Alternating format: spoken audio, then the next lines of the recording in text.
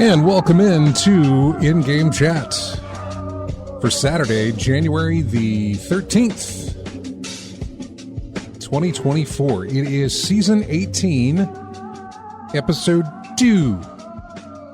I'm Scott. And I'm RJ. Welcome into the show, everybody. If you'd like to get in touch with us, our phone number, 334-272-9228. Phones are open.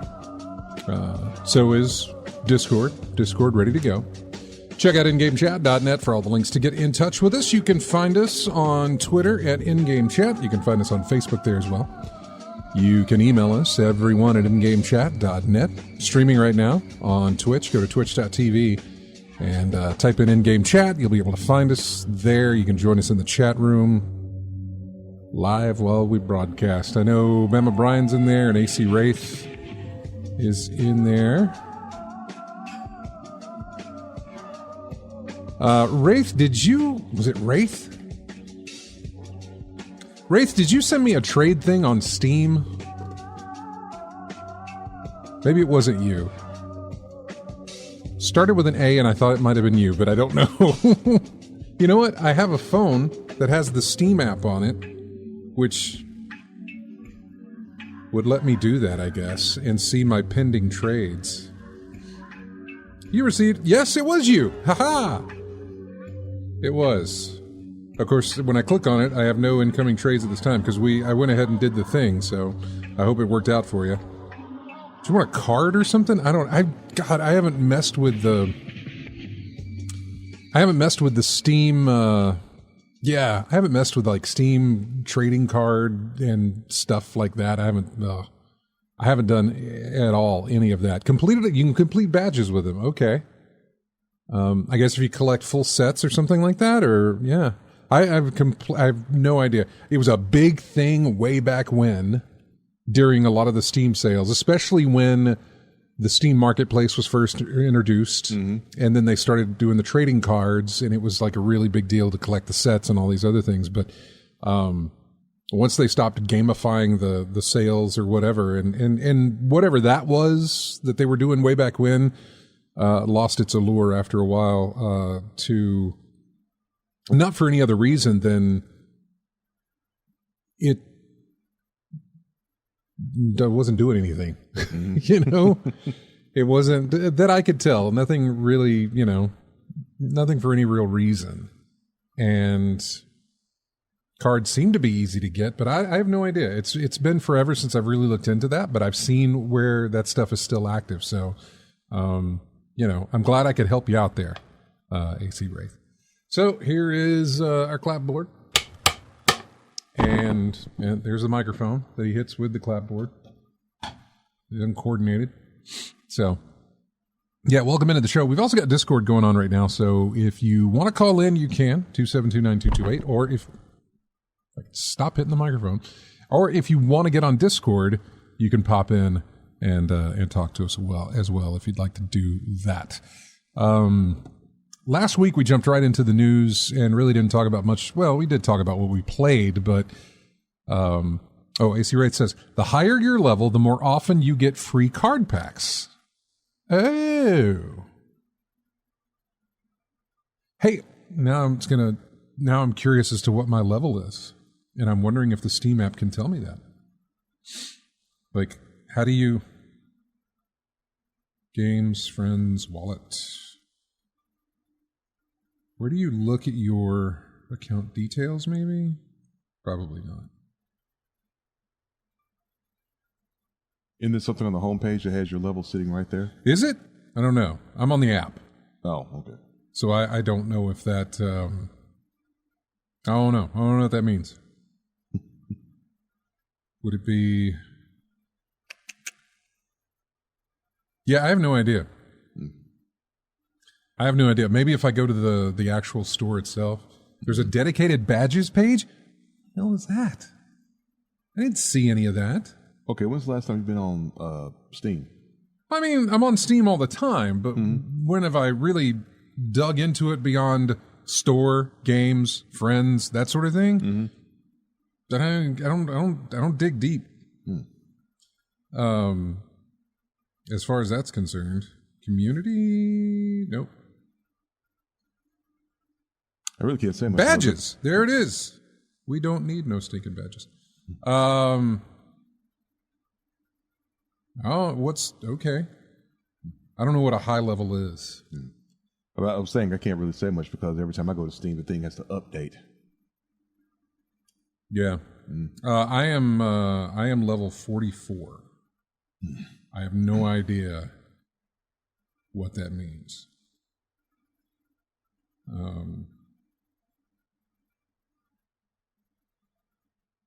I'm just looking over some of the different things here. I have a speedrunner's badge, which I guess I should, but I have a speedrunner's badge.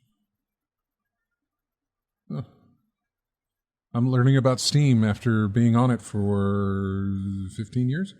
I don't know how long I've been on Steam, but I've been on it a long time. And I'm just learning new things about it. AC Wright says, there's dedicated badge choice. I'm level 73, but that's nowhere near some people. I rarely get card packs. Yeah, okay. Wow. 8. Yeah, I don't want to get caught up in this. I don't want to. There are things that I've avoided in life because I don't want to. And there's other things I wish I'd avoided in life because I don't want to go down the hole of the way that I am, which is very Pokemon-like. Got to catch them all. Except I don't play Pokemon. I don't mess with Pokemon. But if I started doing that, if I started chasing back, it'd be a thing. I would say right now, Monopoly would be my thing that I chase. I can't log in. I have to wait to log in later to Monopoly. Currently sitting on 117,000 dice. Yeah, jeez. That's a nice. That was a good reaction shot from you. It's like, what? 117,000 dice. Yeah. No, that's my thing now because if I were to log in right now, I would ruin my chances of getting more dice. And that is the big thing is getting more dice and more dice and more dice. And when you have, listen, you start out with like 50, maybe less than that, Yeah. 50 rolls. And it gradually increases and every hour or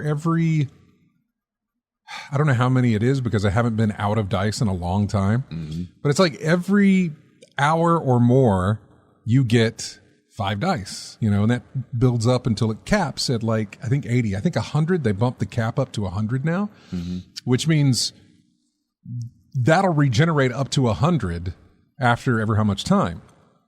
You can get more. You can get well over 100. Like I said, I got 100,000. And so you can get well over that. But you start out with that many, and you know, I don't know. I haven't been playing this thing for a year yet, and I'm sitting on 100,000 of them, and I haven't spent money on the game at all.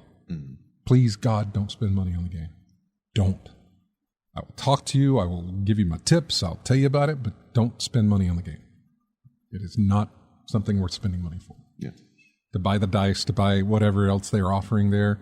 They're talking about putting in a subscription service for it to give you some benefits inside the game if you're a subscriber type thing, but that has not come to pass just yet. Yeah. But in gaming, like a lot of other things, I've said it before, it's amazing how much folks will pay for convenience, and that's all it is, really. And then, but you see the tactics that some companies use, where they'll make the grind a lot more tedious to get people to spend money on the product. Right. I remember one of the first game I think I ran into. One of the first online games I say online. One of the first mobile games I ever played.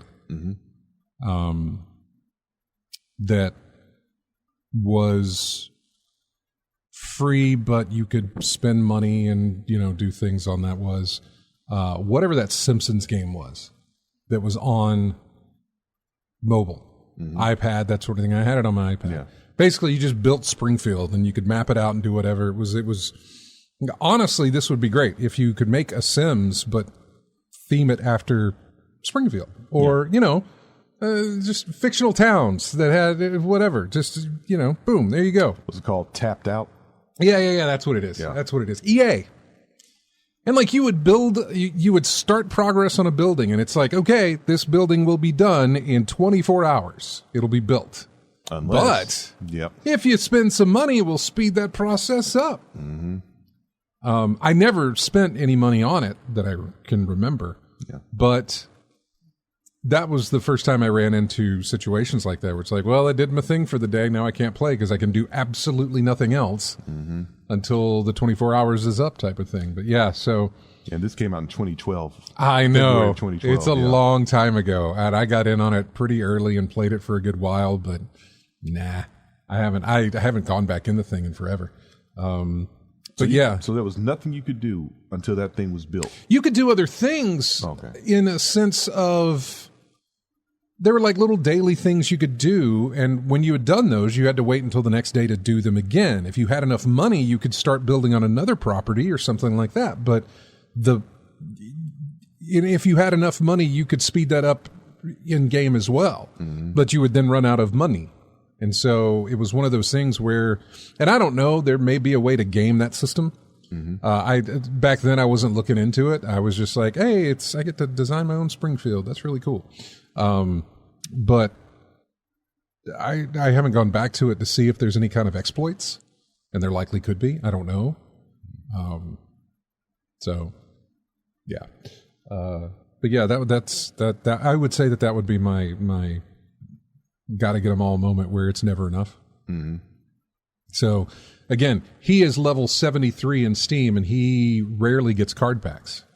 You know, he said the higher you are, the more you get cards. I'm 44 or whatever it said it was. He's 73 and he's still rarely getting card packs. So it's one of those situations where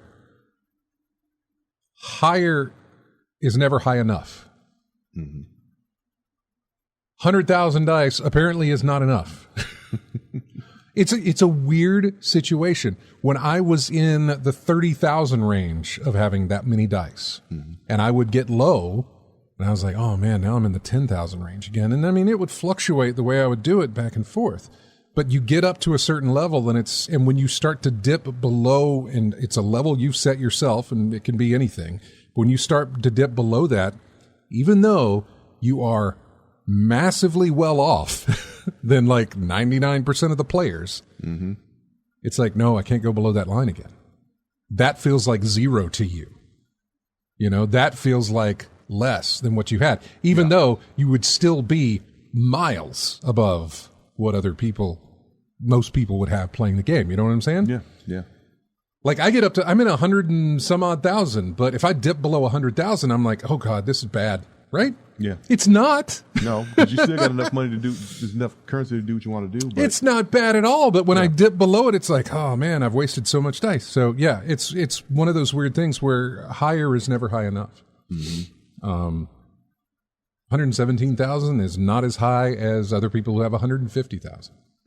I'd feel safer with 150. No, I get 150, and then I feel like if I drop below 140, desperate times. Yeah. It doesn't.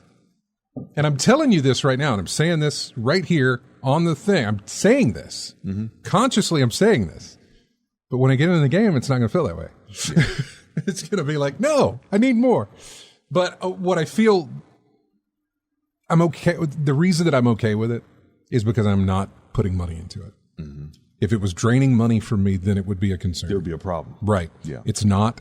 And it's one of those things where I say it all over and over again. Don't spend money on the game. Don't spend money on the game. And I'm not necessarily just saying that to remind myself of that. Don't worry. I have no problem reminding myself not to spend money on that game. Money best spent elsewhere. Yeah. What was that gambling effect you and Biloxi Gambler were talking about? The effect of like the drawing you in to play more. You've invoked his name. He'll likely call because I know that he's probably listening, and he will likely tell you about that. And I can't remember. I know what you're talking about. I do know what you're talking about. It's interesting in that Monopoly thing. It's based on dice rolls, right? Mm-hmm. I mean, it's a regular Monopoly board. You know how many how many spaces are on a Monopoly board. Right. It all plays the exact same. However, whereas your dice roll is completely random in the real world, it is unlikely that your dice roll is random in that game. There's more than enough people who are playing that game to tell you what is random and what is not. And there is a whole lot of things that look very random that are absolutely not. And people have done this. They have looked at these things and they said, look, here's this. No matter what happens, I end up at the same spot. You know? Mm-hmm. There are, some of it is predetermined. By the way, the dice rolls used to be predetermined way back when. People would be able to see that. People could set their device into airplane mode, roll. And if it landed on something they liked, they would then know when they reset the game where they're going to land because it was predetermined. They've taken out the predeterminedness of it, but I am not at all convinced that there isn't something in there to do that, because there are certain spaces on the board that you desperately want to land on. Mm-hmm. And this morning, I don't know how many times I went around the board before I landed on the space that I needed to land on. For like a daily prize thing, you get 3 little daily prizes to do. Mm-hmm. And some of those little things tell you to collect this much money, which you can collect money just by going around the board. But another one is to land on community chest. You know?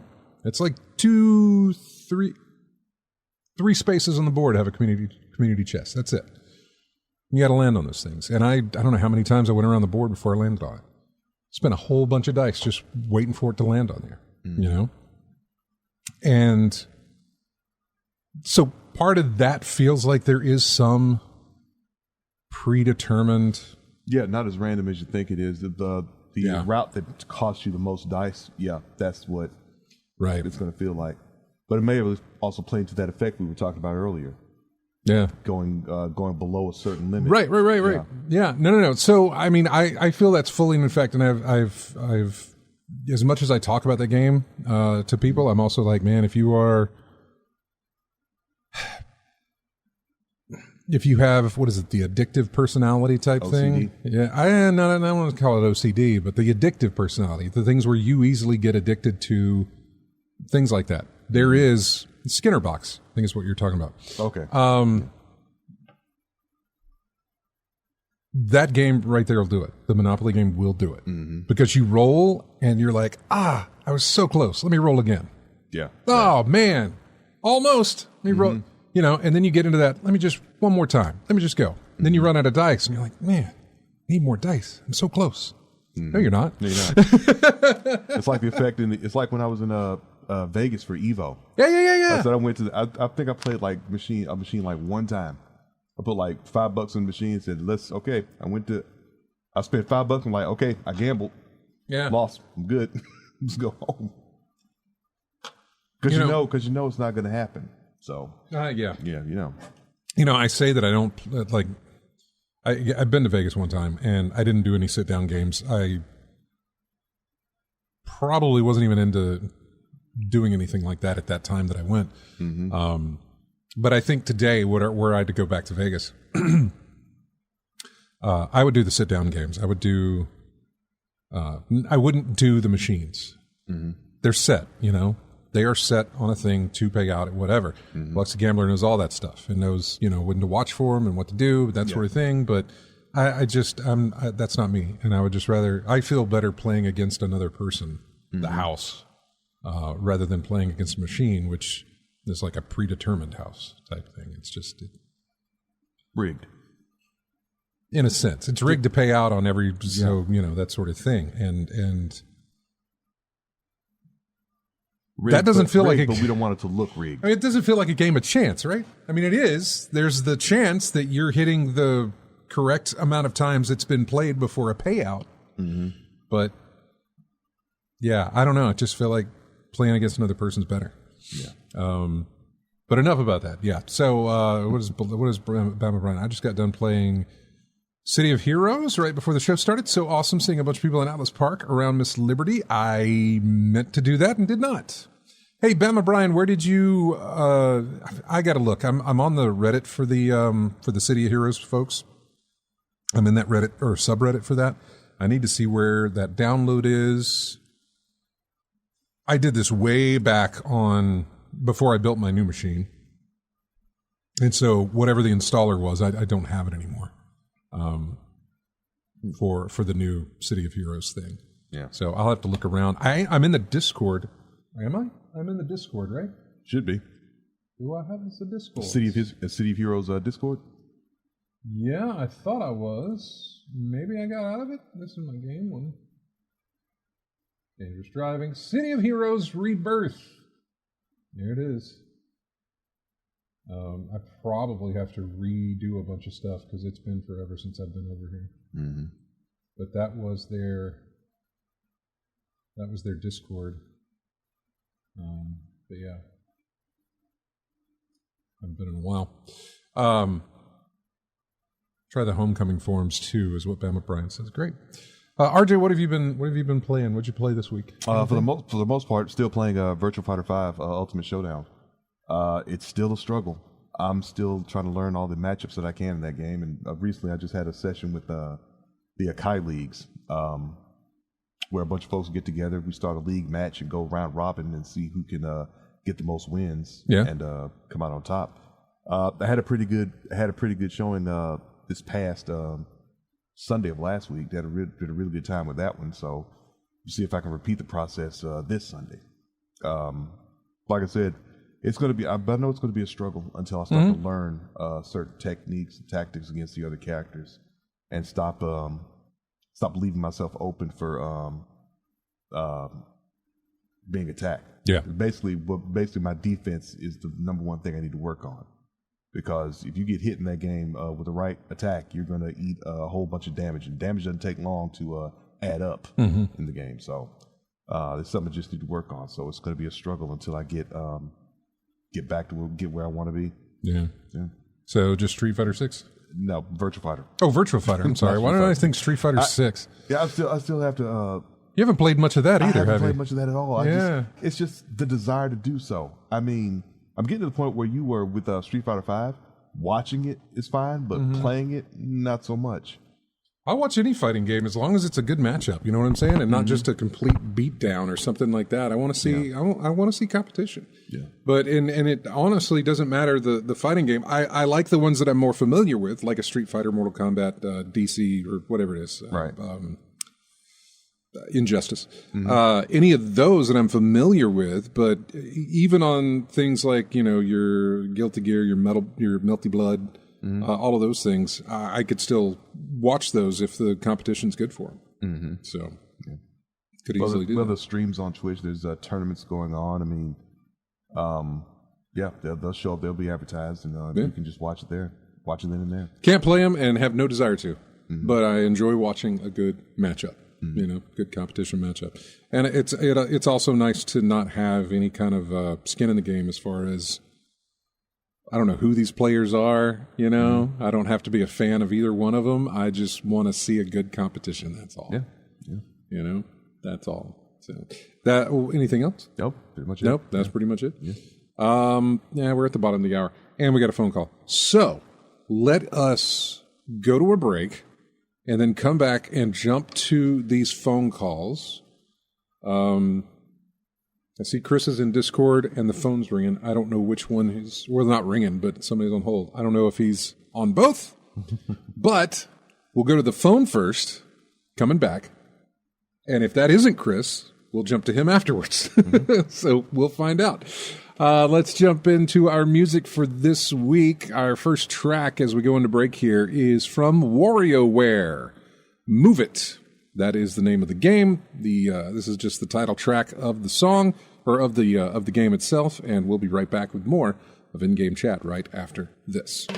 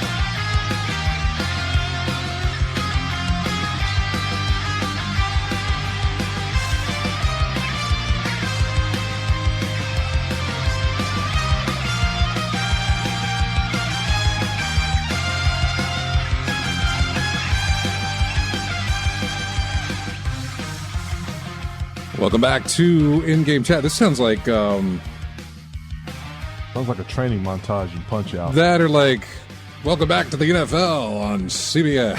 That's what it sounds like. This is, oddly enough, Nickelodeon All-Star Brawls. All-Stars Brawl 2. Yeah. It's the main track of the game. Came out back in November, I think. Maybe it was December? Probably. I think it was November. So basically Smash Brothers with different characters. Basically, yeah. That's what everybody came with. You got Multiversus, which I think comes out later this year or month or something, and that's Warner Brothers character fighter. Nickelodeon All-Stars Brawl, which is Nickelodeon's character fighter.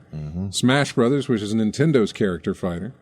PlayStation All-Stars Battle or Battle, whatever it was called, I can't remember, was PlayStation's battle thing. Microsoft doesn't have one that I know of, but For now. they give it time, I suppose. Microsoft doesn't have enough.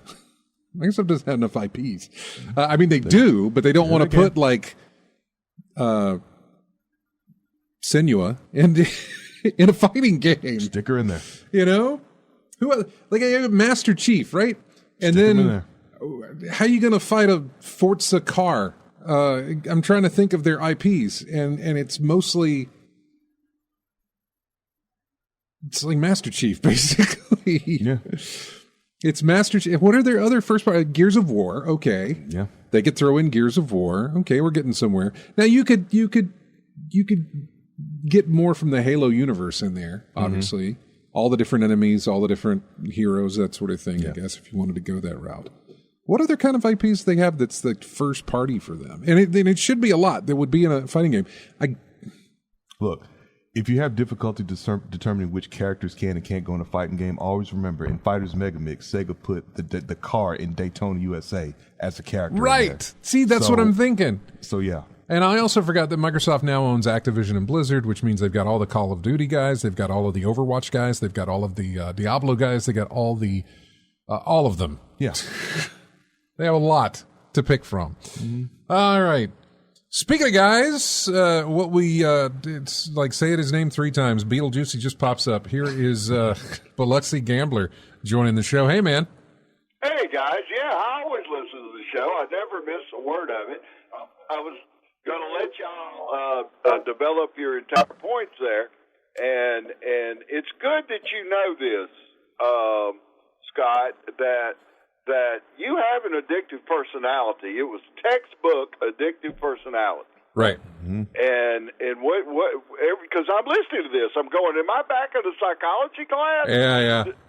And so never like sample tobacco, any nicotine product or alcohol or anything like that, because one will never be enough. And is on the monopoly deal, you don't have any money in it. You got that firewall, no money, because you know if you start first time putting money in it, it's going to end up being a lot more than you want to put in there. Yeah, so, so never do it. Never. That is it. That's the absolute drop dead point there. If you're going to put money in it, delete the app. Be done with it. See, I wouldn't have that problem with. I don't. My mind doesn't work that way. I go to Christmas every year. We had a death in the family, and I'm sorry about that. Well, years ago. Ago, we had a death in the family. And you know how you have that one person that does the Christmas, Yeah. And so everybody goes off their own way. So we were kind of lost. What do we do for Christmas? I don't know. Anyway, so we do Biloxi. Okay. And then my girl traveling buddy, gambling buddy, her sister had died, and she always goes with me. All right. So now I said all I had to say this. So Christmas time, I'm not a heathen. That's what I'm saying. Anyway, so on Christmas, we play. Well, on Christmas, you're playing with holiday players. You see, you were talking about live action and that kind of stuff. You'd rather play with a person or a house or whatever. Yeah. Okay. All right. The key word there that I'm pointing out, I'm keying in on is the word play. Because see, here's what happens. These people, they come to tables. It's no limit poker, right? Yeah. And they want to play. So they want to bet. They want to raise. They want to bluff. They want to go all in. They don't have the cards to do it. Well, they want to play.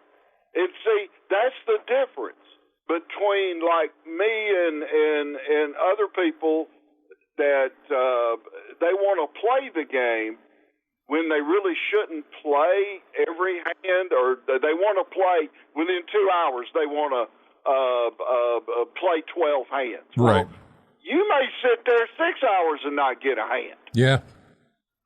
So that's the difference. But see, if you've got the addictive personality, you want to be in the game. You want to play the game. You want to do something. And that's how going back to RJ's thing about the Skinner box and the slot machines. The slot machines, you'll and I play slots for points too for a little bit, just get enough points to be in the drawing or whatever. Mm-hmm. Got to get 150 points. Okay, yeah, I'll throw in some money. But you watch what they do. You're betting $5 a spin, and you win every time. It's just you win 75 cents. This time you push the button $1.25. This time you push the button $4.75. The next time you're losing money every single time. Right. Yep. And then after you've lost, let's just $50. After you've lost $50, bang! Now you get this big bonus thing, and it pays you $30. You're still $20 down. It just sucking. It's like a vacuum cleaner. So sucking all your money out. Now, and then once a casino, all of them are linked up, whatever, into the master computer somewhere, and they go, okay, we got a whole bunch of money here. We're going to make somebody. We're going to give them, $9,000. And bing, bing, bing, bing, bing, and everybody goes, oh, see, I could have played that machine. I could have won that. Right. Yeah. It's all a scam, man. It's Yeah. all a scam. It's all about money.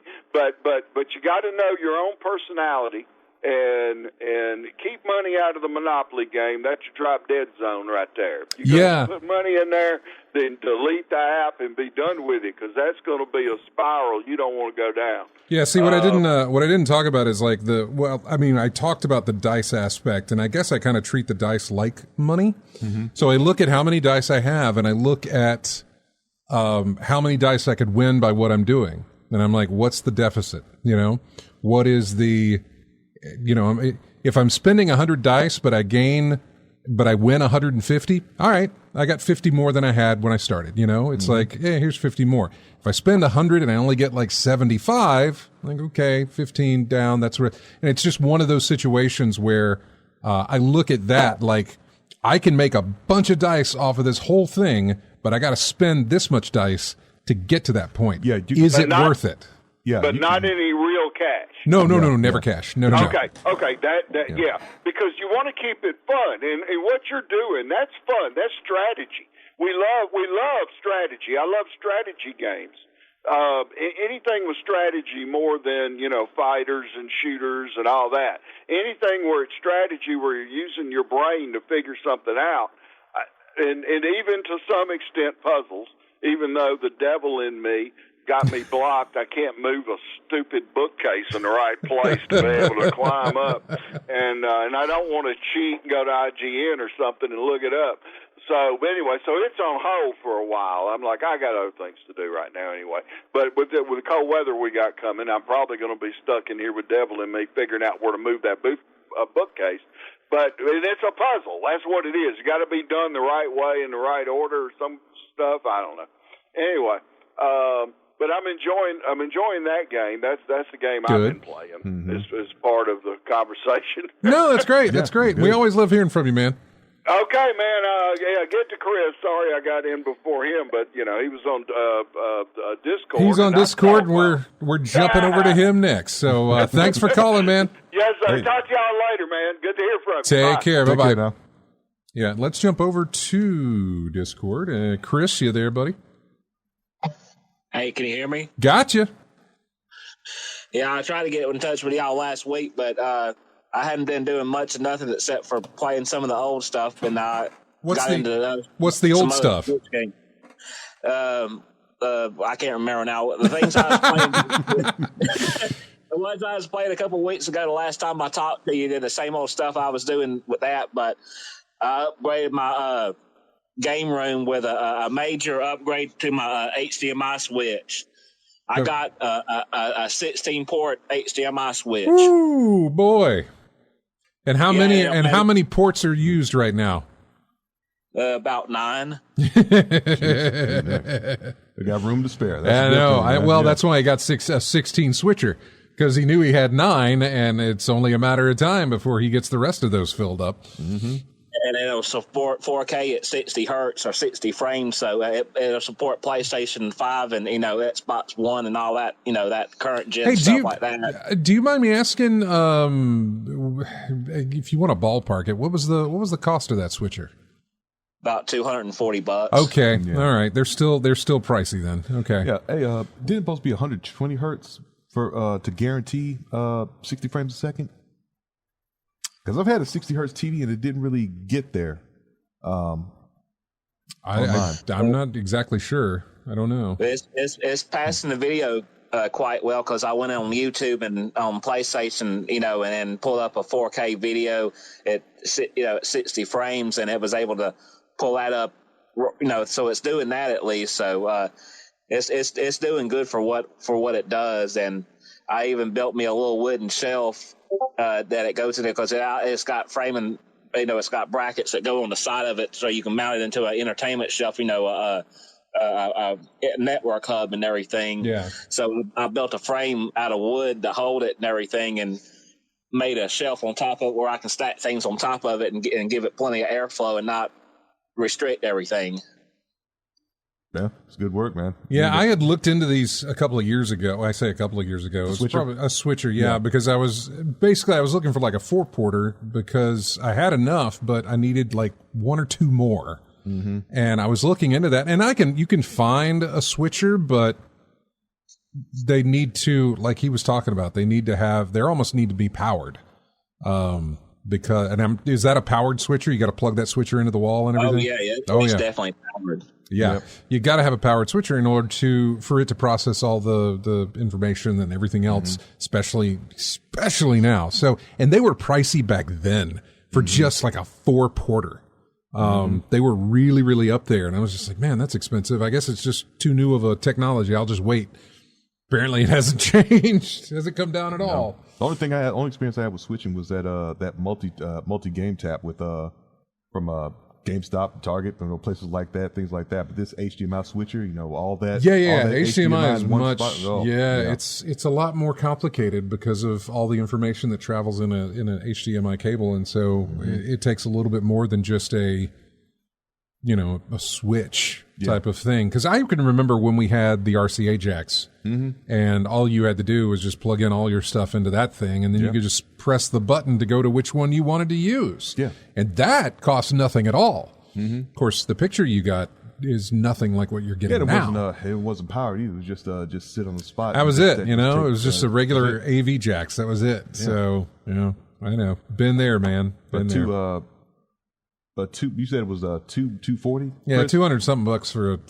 Yeah. Through Amazon with tax and shipping and all, it was $240. But it's even more expensive on eBay and stuff. People doing reselling and stuff. But yeah, I've been keeping my eye on it and everything. And I had money from Christmas and everything. And I thought, do I really need this, or I want to go ahead and get it out of the way? And I said, heck, I'll just go ahead and buy it and be done with it. And one thing out of the way I don't have to worry about for quite a while, maybe unless another 3 or 4, maybe 5 years, it'll be good for that, or maybe more. Mm-hmm. Yeah, I'm looking at the ballpark on Amazon right now. I mean, I'm seeing some are 324, 260, 240, The one I got was the Test Link or Test Smart 16:1. Mm-hmm. That's the one that I got. That it has, it does all this other fancy stuff, and it plays, it handles the PlayStation 3 signals and everything. But all the stuff I got wired through it, I can at least have some fun with it. Mm-hmm. And over the, I think about the middle of December, after y'all got off the air for your breaks and the holidays, I got that analog system that plays the PC Engine and Turbo CD games, the Turbo Duo one that Analog makes. I know what you're talking about, yeah. So I've got that one and been playing it and messing with it. So that was another port that got occupied when I got it. Yeah, see, I'm looking at that so the TV has the Xbox, the PlayStation 5, the Apple TV, and the Nintendo Switch all plugged into it. It is tapped out. I cannot add any more. However, I would like to add a dock for my Steam Deck to plug into that. Mm-hmm. So there's another port. And then who knows what else comes along that I would like to maybe plug in there and have the availability to use it. Yeah, in the future you're going to have some other HDMI consoles and things and devices you want to hook up in there. Better to have it available when needed. I remember I did a workaround one time because the Xbox One, and this is not, I'm not talking about the Series X, although I think the Series X would probably still do it. Do what now? Had to pass through port where you can plug something in and then. Exactly. So I took my Switch and plugged that through the pass through port so I could play my Switch by using the Xbox to get to the Switch screen. And then I plugged a 4K Blu-ray player into the extra HDMI slot that I had. Now, once I had consoles that could play 4K discs, I didn't need the 4K player anymore. So I was able to hook the Switch back into the TV regularly and then have all my consoles and stuff like that. So, I mean, that was one of those things that I used. I was just trying to be creative because, well, as you can tell, RJ, the price on HDMI switchers is a little much for me needing one at the moment. One extra port. If you need a spare one, let me know, because beforehand I had like 3 of them plugged up, where I had 2 of them plugged into inputs on another switch, and I was, swapping, through three different switches to have everything hooked up. And I thought, well, did you? So you daisy chain the switchers, kind of like you do I plugged a 6-port outlet into my 6-port outlet that is plugged into the wall, and just kept going that way. Luckily, I don't think you're running into a problem like you would with plugging stuff in. I think you're fine with doing the HDMI thing. Yeah, you can jury rig stuff, and you're like, dang it, it's going to work one way or the other. Yep. Yeah, I mean, that's how I have the entertainment system and everything. All the power is through one cord, but I'm only using a monitor in one system, and then that switcher at a time. So there's only a few things running off of it at one time, and then the stereo and everything else is on another outlet, in the front, away from everything. So I've got everything kind of split up where it'd only be drawing a little bit at a time, or just whatever I'm using at the moment. Right. Mm-hmm. But having a full draw like Christmas lights or anything that's running full time, all those outlets plugged together, that's a nope. No, it's a big nope. No, Yeah, it is. Alabama Power is rubbing their hands together already, thinking about it. Well, Chris, anything else before we go here? Yeah, some of the other Switch games I've been playing. Oh, yeah. I got a physical copy of Sea of Stars that was a Japanese import from PlayAsia, and I heard eventually they were going to release a physical copy in America, but I believe this one came out the middle of December or so. It did, but it was was it digital only, or did they do a physical copy here?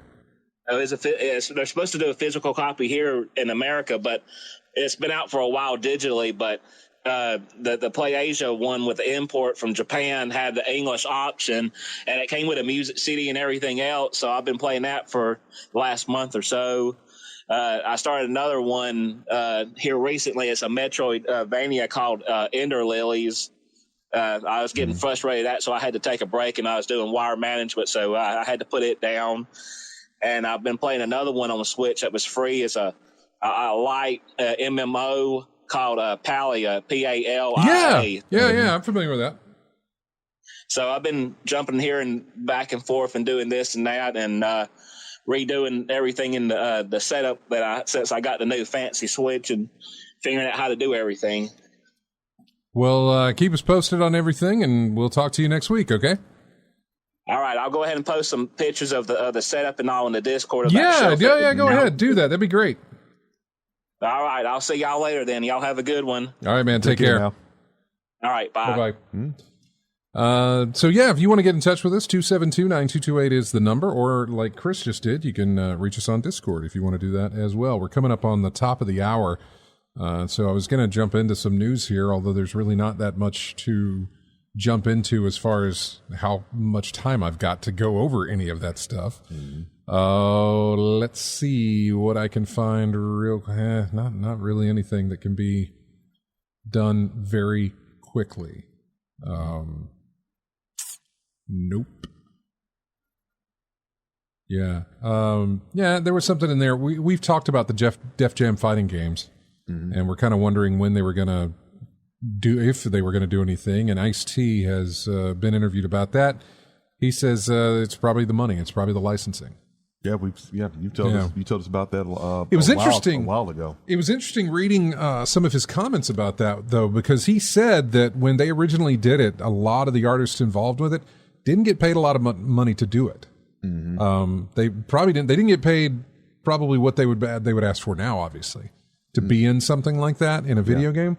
But the problem is that you didn't not want to be in that thing. You wanted to be in there. You wanted the exposure. You wanted to be in that game because your exposure, your likeness, and your music, more importantly, right? But they were putting to a big audience, and they were putting other artists in there, and you wanted to. It's like, hey, that's a club I got to be in. How do I get into it? Well, they're not going to pay you much. I don't care. I got to be in that. Yeah, that sort of thing. And so he said that was a lot of what happened with the sequel, I think. Fight for New York. Yeah. You had a Vendetta person in a Fight for New York. Yeah. And then you had that Icon. The one people want to forget, Icon. Yeah. Icon did not do great, but the first one was okay. The second one really did the blow up. And people wanted to be in it. And so they did that, and the licensing and everything else. It's unlikely that we're ever going to see that franchise get revived. Because of those licenses.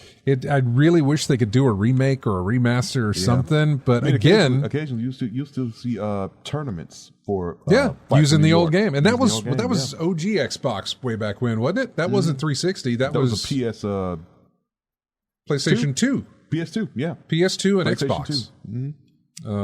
Not 360, regular Xbox. So so the popularity's still there. There's a demand for it, but like I said, the money to license all that would just be absurd. absurd at this point.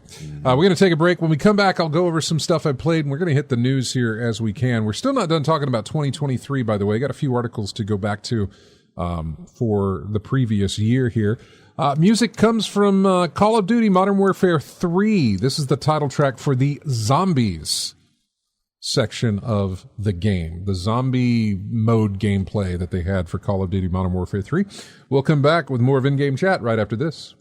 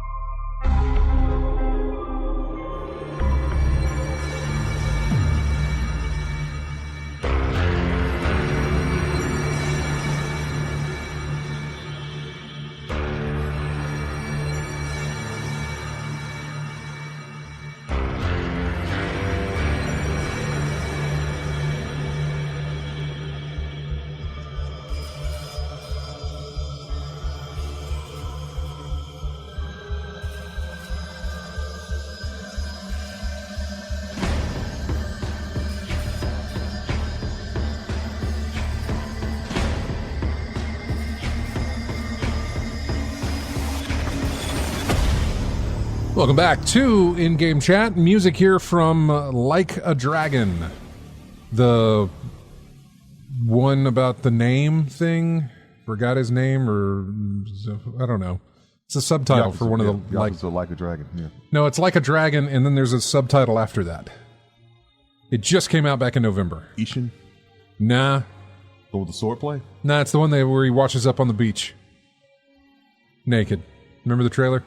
No, that was all the trailer. I know Like a Dragon, and there was something after it called, I think it was called Ishin. The man who erased his name. Okay. Then there's Infinite Wealth, I think, which is coming out at some point, or already is. I don't know. There's so many of these things. Mm-hmm. They're just so massive. Yeah, just keep going. Anyway, God, welcome. When it ends, I imagine how much a box set would be for all titles in one. Ooh. And I think Xbox has, or I say Xbox, I think Game Pass has them. A lot of them. The Yakuza line, anyway, I know. And I don't know if the Like a Dragon series is part of the Yakuza line, even though it did come from that line of games, so I'm not sure. What was the other one? There was another one. Judgment. Yeah. Judgment, Lost Judgment. Yep. Those came from that, too. So, welcome back to the show. Jumping back to, and before I go into what I've been playing, I really wanted to hit some of the news, and jumping back to 2023, we're looking at market value, games. Total amount made, or the value of gaming back in 2023 was $184 billion. Console games made up $53 billion of that. Downloaded or boxed PC games made up $38 billion. The big winner, the biggest by far, 49% of that 184 total $1 billion that we mentioned, was exactly what we opened the show with: mobile games. Mobile games. Yep. $90 billion, which is down year over year. Just, it's only 1.6% down, but the console gaming was up 1.9%. Downloaded box PC games was up 5.2%. I'll tell you why. Diablo would be one of them. I'll tell you why. Baldur's Gate 3. I'll tell you why. Starfield. You know, it's quite a lot. If you jump over to your console games, the reason it was up this year, I'll tell you why. You got a new Mortal Kombat game. You got a new Street Fighter game. You got a new Zelda game. You got a new Final Fantasy with 16. So that's why you're seeing that increase. Boxed versus digital. Physical game revenue was $9.5 billion. Digital game revenue was $174 billion. Actually, $174.5 billion. Yeah, 175. Round it up. Yeah, but compare that to physical, Yeah. $10 billion compared to $175 billion. I mean, yeah, the convenience of digital compared to, by preference, physical. Yeah. Because at any given time, that digital might disappear on you. Wow. Then they split that up even further. So they talked about the physical game revenue and then the digital game revenue. Console market, 17% of it was physical game purchases. 83% was digital. In the console. PC is, you realize, you know this. Yeah. Buying physical PC games is difficult now. It was difficult. It's a collectible now. 10 years ago. Yeah, it's to buy a collectible now, physical PC game. It was difficult 20 years ago. I remember, and we've talked about this because, we're old. We can remember going into our game store and our console section was smaller than our PC section was when you walked into the video game store. All these giant boxes on the shelf, and it's like, those are your PC games. Well, let's walk over to the consoles. And like, here you go. Little section here. And slowly but surely, just like working at the video store when DVDs were coming around. Yeah. And our big thick boxes started getting replaced with these really thin things, because the DVDs were coming in. Just like that in your PC store, your console started taking over and your PC started to get reduced to nothing. To the point of nothing, really. Yeah. I mean, look, we had an entire wall of a store of PC games. And then given time over the years, then you saw the entirety of your stock of physical PC games. Physical go, yeah. In like one little magazine rack in the center of the store.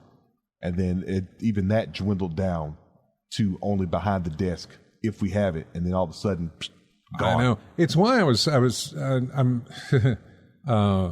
along with that addictive personality, we can throw in hoarder. I'm glad I kept my PC boxes. Yeah. And there's more PC. I know I've got more PC boxes somewhere. Probably out back, probably disintegrated at this point. But the ones I did keep are the Rivens, the Mists, the old schools, old ones that I really enjoyed. They're special and they mean something to you. So you want to keep them around. Yeah. But you would find these in any store way back when. You'd find just a ton of them to pick up off the shelf and buy. But not the case anymore. See that changed. Let's see. Best-selling games of the year. Number 1 was Hogwarts Legacy. Still have not bought that. Call of Duty Modern Warfare 3 was number 2. Tears of the Kingdom, Zelda, that's number 3. Spider-Man 2 was number 4. Madden NFL was number 5. I should have gone the other way. Couldn't help it for Madden. What competition did it have? You're right. And that's the only sports title that shows up on there. Diablo 4 was number 6. Call of Duty Modern Warfare 2 was number 7. Keep in mind that number 2 was Modern Warfare 3. Star Wars Jedi Survivor was at number 8. Mortal Kombat 1 was at number 9. And interestingly enough, Starfield at number 10. Starfield was huge and probably one of the biggest disappointments of 2023. The hype was huge, yeah. The hype was massive, and it was one of the biggest. I'm not saying that I'm disappointed in it because I don't think I played enough to feel disappointed in it, but to see it go from hype, release, fall, yeah, ratings and reviews and everything else, it really, really diminished. They are looking to put out a massive patch in the coming weeks for Starfield. I don't necessarily know that it's going to fix much of anything as far as reviewers what they have with it. I mean, was the game bad, or was the expectations just the pure expectations that made the reviewers drop the score like they did? I am not sure. I'm really not sure. I'm thinking that's the case. I'm not thinking it was I don't think it was a bad game. It's just a feeling. It wasn't a bad game. It's just it didn't match the expectations that they right. The hype didn't match to what they're well, the game didn't match to what the hype was up there. It's not. I don't feel like it was a No Man's Sky situation. I could be proven wrong if this thing, suddenly blossoms at some point because they keep putting in the effort. Yeah, because you said there'd be a huge patch coming out, so they're trying to make some changes here and there. So we'll see, but yeah, it worked for No Man's Sky. They did the work on Cyberpunk. They'll keep working on it, but it also goes through the. We'll see. By the way, that was best-selling games of the year in the United States. Now, United Kingdom, they went over the best-selling box games. Japan, they did that as well. The Metacritic top 3. Asgard's Wrath 2 was number 3 at 94. That was the Metacritic score. But there were 2 games that tied at 96. And that was Baldur's Gate 3 and Tears of the Kingdom. Zelda. Oh, okay. So that was the top 3. Asgard's Wrath 2 is it's the VR game. It's for MetaQuest. VR. Yeah, it's a MetaQuest 3 game. That's interesting that it scored that highly. Yeah, a VR game. It did not look that great from what I saw, but then again, I don't know. That reminds me, I've got credit I need to spend on my my VR stuff. I lost a chunk of it, about $20 of it, because I didn't. It expires a year after you get it, and I lost a chunk of it back in December. Yeah, because I thought I had the entirety of Christmas Day to do it, but nope. 25th hit, it's gone. I'm trying to think of a VR title that got a lot of press, a lot of positive press on that. I'm thinking Super Hot. I don't remember a lot of VR press other than the fact that the MetaQuest 3 released this year, and that was a big deal. Mobile market. Oh, yeah, top game publishers, top games, Genshin Impact, Candy Crush Saga, Roblox, Honor of Kings. I don't see anything that I'm playing in there, which is nice.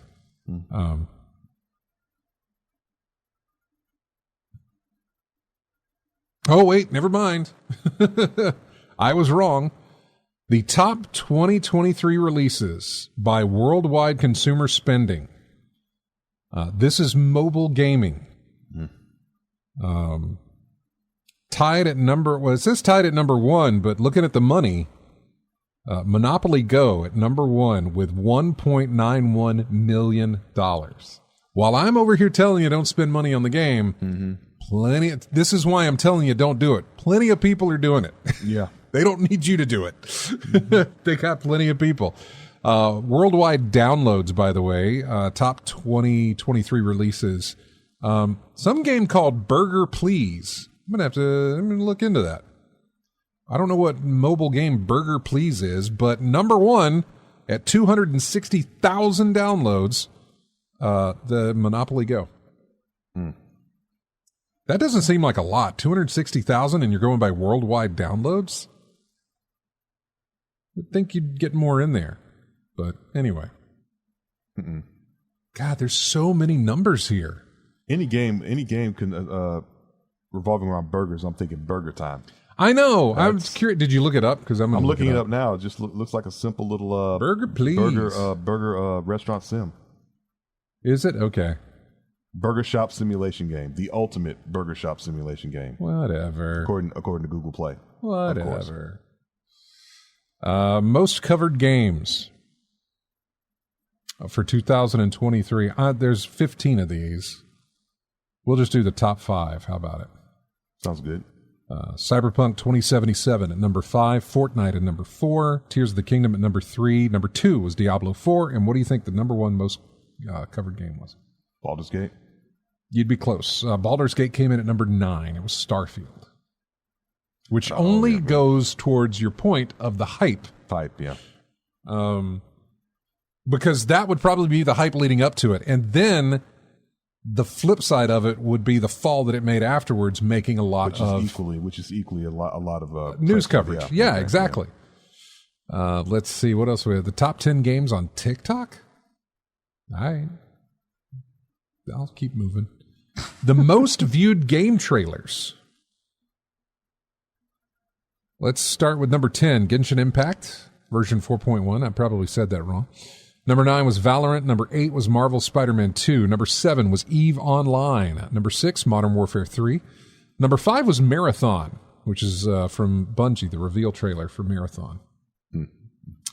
20.6 million views.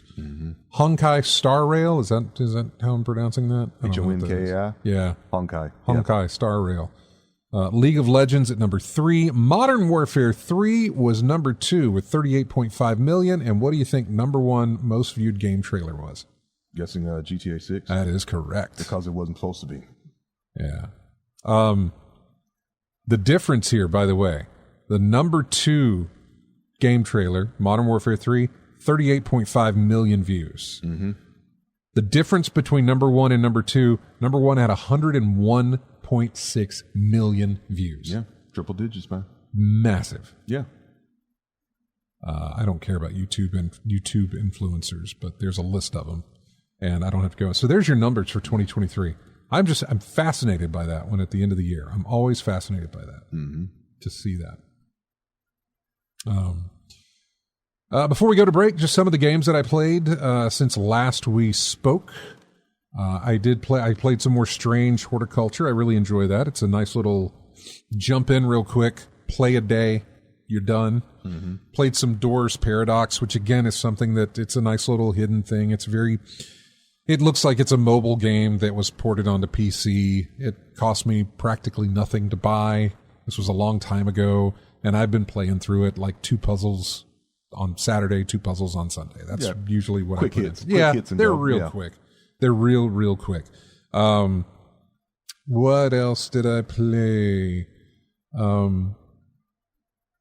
I was able to do a Steam Link onto the TV in the bedroom so that I could play my Steam games on my PC. I was able to take my Xbox controller, pair it to my Apple TV, and I was able to play there. I played Strange Horticulture there. It was great, except I couldn't figure out how to bring up the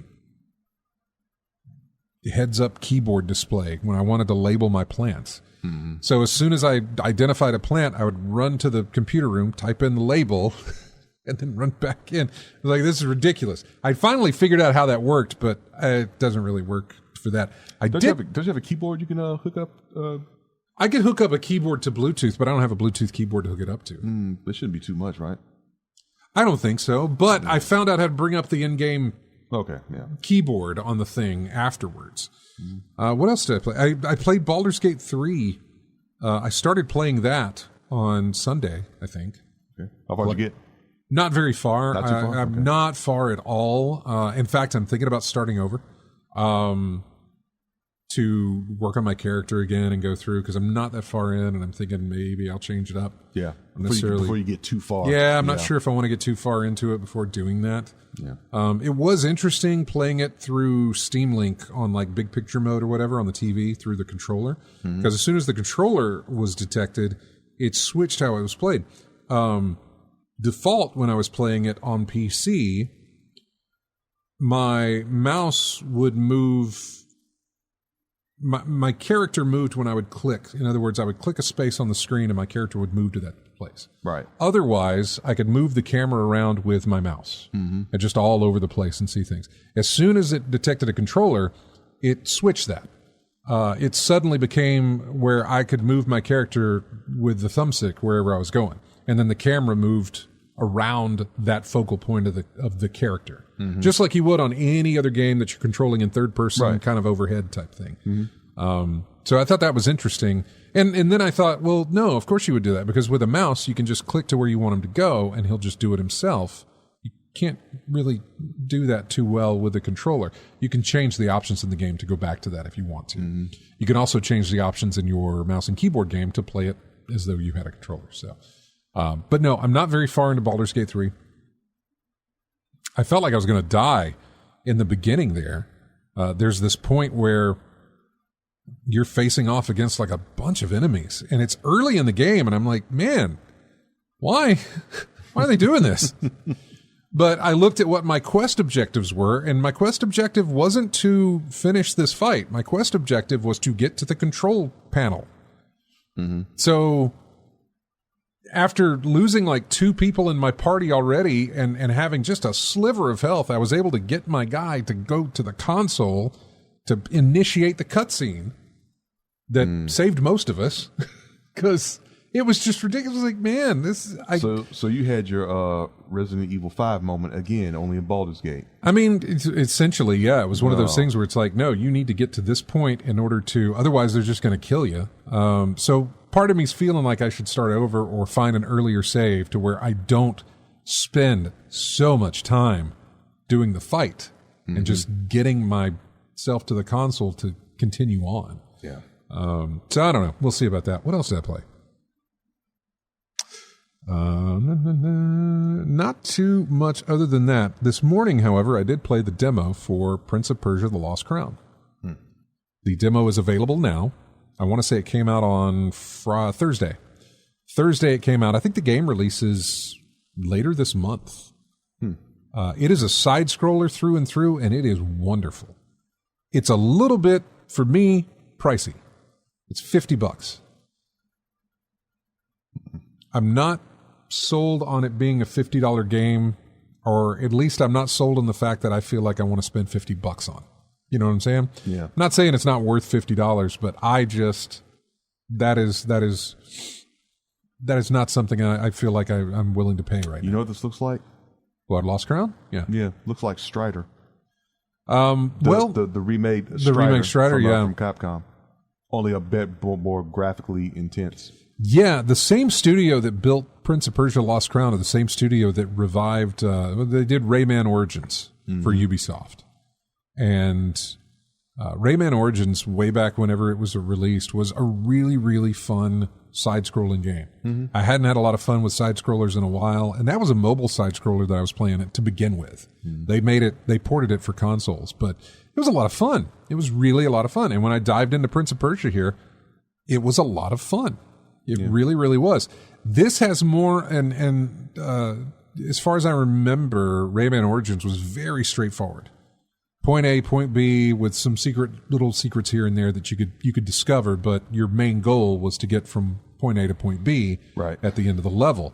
Prince of Persia is, I don't want to call it Metroidvania, but the map system is quite large per level, with many different locations for you to discover, for you to explore, and that's the part of it. It's much more exploratory. Yeah, go up and down. It's not just left and right. It's up and and just down. Left and right. You got up and down, and there are multi levels for a stage, and there's a lot to it. And the demo shows it off quite well. If you've got now, if you're on console, the demo is on all the consoles. So if you're on your Switch, you're on your PlayStation 4 or 5. Again, also, this goes back to your previous generations, too. This game is releasing on pretty much everything available. Your Switch, your Xbox Series X and Series S, along with your Xbox One and your Xbox One S, all those. It's getting released on PlayStation 5 and PlayStation 4. So it is covering the gamut of release, and PC. Yeah. It's getting a PC release. I don't know that it's getting a mobile release, but still. If you want to play it on PC, you're going to have to go through the Ubisoft store. I looked for it on the Steam store or whatever, but you got to go through the Ubisoft store if you want to play the demo on PC. Yeah. I was looking at the site for it. It says PC, Nintendo Switch, PlayStation 4, PlayStation 5, Xbox One, X and S of the Xbox Series, and Amazon Luna. Luna as well, yeah. No, it's all over the place. It's all over the place, yeah. Yeah. Moltile says, I hope everyone's doing great, and I hope you all have a fantastic weekend. I'll need to catch up on YouTube. The new Prince of Persia really reminded me of Metroid Dread with the breaking of the camera to create bigger punches and cutscenes. It looks interesting. Yeah, it's all fluid motion, it seems. It's the camera never cuts away on current gen things. You will have loading screens on your previous gen consoles. Yeah. They're not long, but you will have them. Yeah. As long as they're not long enough to be significantly noticeable. They're not like, you know, 1 second and some change on like an Xbox Series S. None on your Series X or your PlayStation 5. On your PlayStation 4, you're looking at maybe 8 seconds, which sounds short. I mean, seconds, right? It's just 8 seconds. Pro or the normal? That's a good question. I'm not sure. Okay. That's a really good question. I got this info from Digital Foundry. Did a review on it, I'm not. They did test the Pro, but I don't remember if the Pro was used in the loading test. Okay. I'm not sure. I would imagine if you've got an SSD in there, can you have an SSD in there? In the PS4? Yeah. I think you can. It is an SSD. Yeah. I'm thinking of an NVMe. Okay. Which makes it even faster. You can't have. For a second, I was trying to remember what do I have in my PS4. Right, I know. I've forgotten as well. No, you can't do that. But the NVMe on your 5 or in your Xbox loads this thing very fast. So, but it's really cool. I really enjoyed it. Once I had finished playing it, I realized that there were probably some areas that I completely missed as I was going through it. But I went and I looked it up and saw that it was like $50, and I was like, it's not. I mean, if you release on Steam and I got some credit or I got something that can knock down that price, maybe, sure. If you're on Game Pass, maybe, sure. Or if I pay the Ubisoft, the subscription service for Ubisoft, then I'd be able to play it too. What was I going to say about it? Something else. The Digital Foundry review made mention of this and something to keep in mind. They were playing the full game. His only qualm about the game was this aspect, really. When you start the game, it's going to ask you to either log in to your Ubisoft account or to create a Ubisoft account. And nothing happens until you... You can't bypass that outside of disconnecting your game from the internet. If it does not detect an internet connection, you can play the game without signing up. The moment it detects an internet connection, it wants you to sign up. The only way around that, oddly enough, the Nintendo Switch, for some reason or another, lets you bypass this. In other words, when the screen comes up and says, hey, sign into your Ubisoft account, you can either accept it or you can skip. You get no option like that on any of the other systems. I don't know why the Nintendo Switch is the only one that lets you bypass that sign-in screen so that you can just play your game. This sounds like some back room if you want to put it on our system type thing. Now, you have to do this. Nintendo may have something in their contracts to where they may have something like that. Yeah. I don't actually know. No, I'm just saying what it sounds like. Yeah.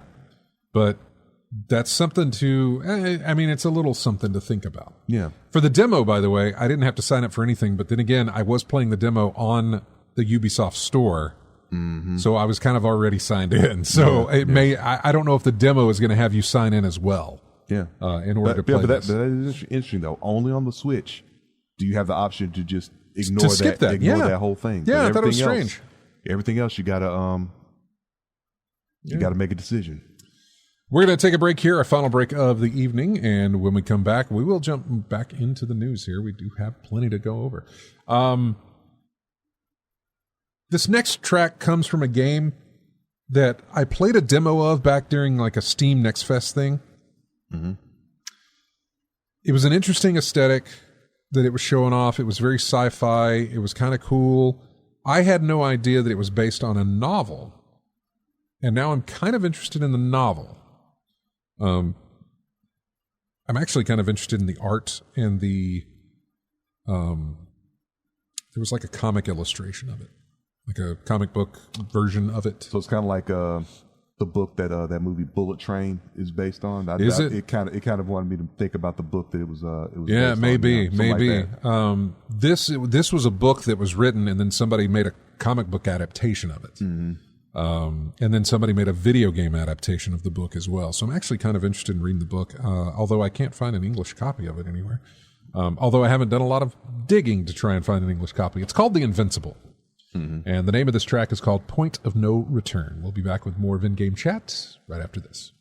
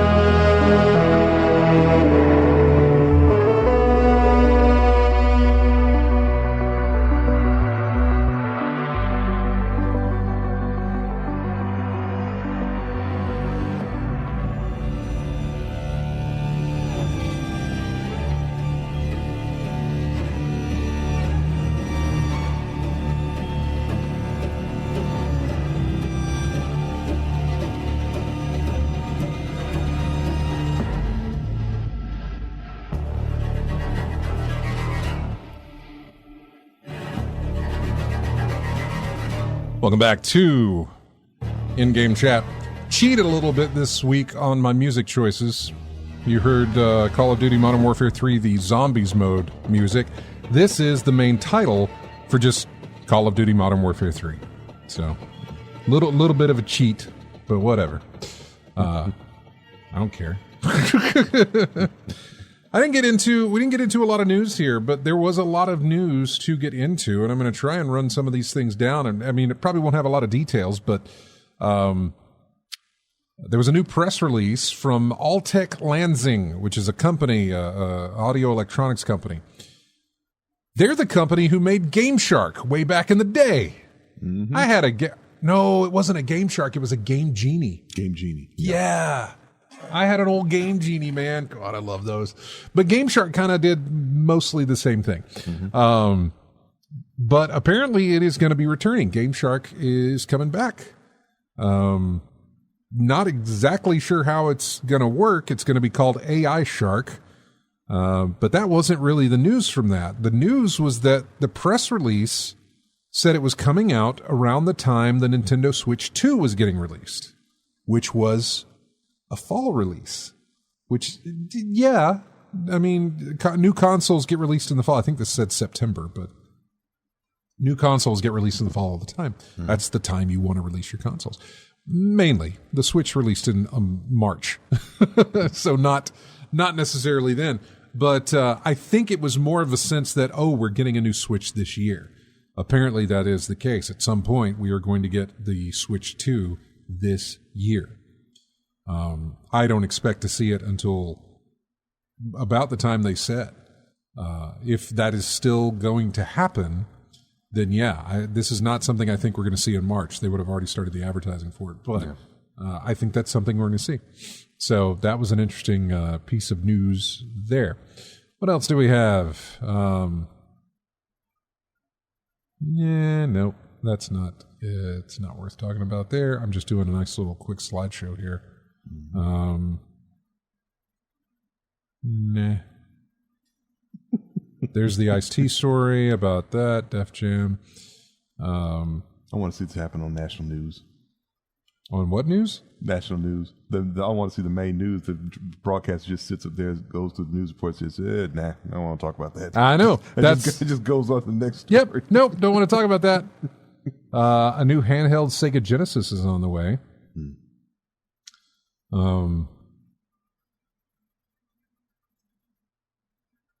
Hardware developer Hyperkin has revealed an upcoming handheld device called the Mega 95 that can play all those classic Sega Genesis carts. So if you still got the carts, I do.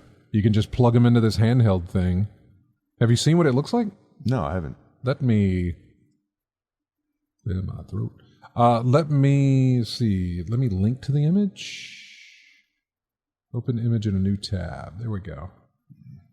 Copy, and then I'm putting it in the chat room here. Okay. At least I thought I was. There it is. There it is. Aw, you're gonna have to cut and paste it because it did a comma. it did a thing where you can't link to it. It's kind of neat looking, if that is the actual thing that's there. Yeah, Last of Us Season 2. Nah, that's not worth it. No, that's not bad looking at all. Right? Yeah. Not bad. If it sticks to that form, that's not bad. Not bad at all. What else do we have here? Yeah, Lethal Migraine says there's a Xbox Direct that is happening. I think it's this week. In fact, I've got the news article here. Yeah, January 18th. That's Thursday. Thursday at 2 p.m. our time, Central. That is when you can watch the Xbox Developer Direct. And really, they're going to showcase games like Avowed, which is from Obsidian, Aura, History Untold. You will see some Hellblade 2 footage from this. The big one that everyone's looking forward to is the Indiana Jones game from Machine Games and Bethesda. That's the big one that everybody is kind of hyped for. This thing has gone radio silent for a very long time. We got a reveal trailer, which really was just an announcement trailer. It wasn't a reveal trailer. It was an announcement trailer. Like, yeah, Bethesda is working on an Indiana Jones game. Great. They showed no footage. They had no title. It was just, that's it, you know?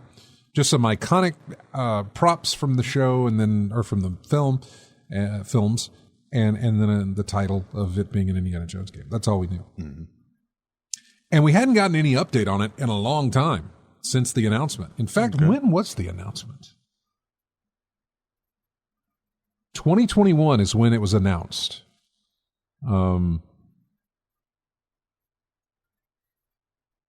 It will be exclusive to Xbox and PC, of course, following Microsoft's acquisition of Bethesda and its studios. So, but yeah, we haven't seen anything of this game since 2021, and even then, we didn't see anything at that time. We just got it was announced that they're working on that game. So we don't know. We have no idea what to expect from this. First person? I don't know. Machine Games are the guys that worked on the Wolfenstein. Oh God! The current New Order New Order, yeah, that sort of thing. New Order, the old Blood and Bloodlines. I'm not sure, but Youngblood. I'm sorry, Youngblood. Yeah. You're on the right track there. They're the ones that did that. So I don't know, first person indie game, that'd be interesting. But that is the Developer Direct that's coming up on Thursday. There were a lot of other stories that we did not get to that I really wanted to. For one, Suicide Squad is not looking great. There were previews that a lot of, like IGN, for instance, I've got IGN here. They said, we played it and we didn't like it. There were other videos up about it where people played it and they didn't like it. They ended up lifting the NDA from the alpha that was done back in November so that players could talk about it. And it's an interesting shift because people on Twitter, I will never call it X, said their reactions to it were glowing, while a lot of video game forums' reactions to it were not so great. And a lot of gaming outlets who got to play it, the reactions were not so great. I watched a lot of the footage when I exercise every day. I got 30 minutes per day just to sit there and find something to watch or flip through or read reviews or do little things like that. And so I watched a lot of Suicide Squad footage. It does not look fun to me. God, it does not look fun. Knowing what it is and knowing what Rocksteady has done before, it's like, this does not look fun to me, man. Your Arkham games, your Batman games were a break from what you're giving me here. What you're giving me here is given to me by so many other people. Because it's a looter shooter. That's all it is. and I just can't get into it. I cannot get into it. I think we said before, it's the Batman game without Batman. So essentially, yeah, they try to, and I can see some aspects that might seem fun, but the overall rinse, repeat, and do this over and over and over again and apparently for a very long time, because this is a games as a service title. This is one of those things where we're just going to keep adding to it, and you're going to keep playing it. Oh boy, I do not want to wish this game to flop. I really don't. You want it to perform at a level that will make the company notice that this is not what we want. I don't want it to kill the company. I just want them to realize that this is not it, right? Yeah, understand that this but is it's not what we likely to want. kill the company if it doesn't. This thing has been in development, and there was a report. New Suicide Squad video game it faces a tough road. This comes from Bloomberg News. Let's see. Video game journalists got to play Suicide Squad. They published their previews, and results weren't pretty. IGN wrote, "I left the preview even less optimistic than when I came in." Eurogamer said, "This might not be the superhero fantasy you're looking for." Negativity has surrounded Suicide Squad, which comes out on February 2nd, in part because the franchise has underperformed, but mostly because the game is illustrative of the type of trend chasing that has led to a lot of heartbreak over the years. Even if the game turns out to be better than early previews suggest, it won't be what many Arkham fans wanted from Rocksteady. Suicide Squad is an online live service game with cosmetic microtransactions and a stream of content that will continue after launch as Warner Brothers attempts to chase the Grand Theft Auto 5 and Fortnite dragons. Games as a service, which are monetized long after release, are so appealing to executives that Warner Brothers Discovery David Zaslav recently said all of their big games would follow suit moving forward. That's big talk, David. When you haven't even tested that out just yet. If you fail on your biggest one that's trying to do this, are you really going to keep moving forward with it? No. You just said it right there. The executives see what it is, and that's all they look at. The amount of money that's coming in. Yeah. You don't think about anything else. All they hear is this is going to bring the company tons of money. But understand that they started this in 2017. Yeah. Fans continue to repeat a rumor that will not die, that the developers at Rocksteady had originally pitched a game about Superman, which was rejected by Warner Brothers, and the company was instead forced to make this one. In reality, Rocksteady never pitched or worked on a Superman game. Following the release of Arkham Knight in 2015, the studio began working on a Batman VR game, which we got, and then an unannounced multiplayer game set in an original franchise, which had not been previously reported. At the end of 2016, a Suicide Squad game at the Montreal Warner Brothers studio was canceled, and the property was given to Rocksteady, who began working on the current iteration of the game in 2017. This game has been in development since 2017. I don't have a number for you to tell you how much they have spent on a significant amount. Yeah. That's all, a significant amount. And do you think they're going to get the return on that? Yeah. Why then has such a flimsy rumor been so prevalent that fans continue to bring it up? Likely because nobody wants to believe the reality that one of their favorite studios has been working on a multiplayer service game for more than half a decade. It's had several false starts so far. By the time it comes out, it will have been in develop for nearly 7 years, about the same length of time that it took Rocksteady to release all 3 Arkham games. The really bad news for Rocksteady is that the market is dangerously oversaturated. Even if Suicide Squad overcomes low expectations and turns out to be a fantastic product, it's hard to imagine a new multiplayer service game succeeding in an era when even stalwarts like Destiny can't even seem to grow.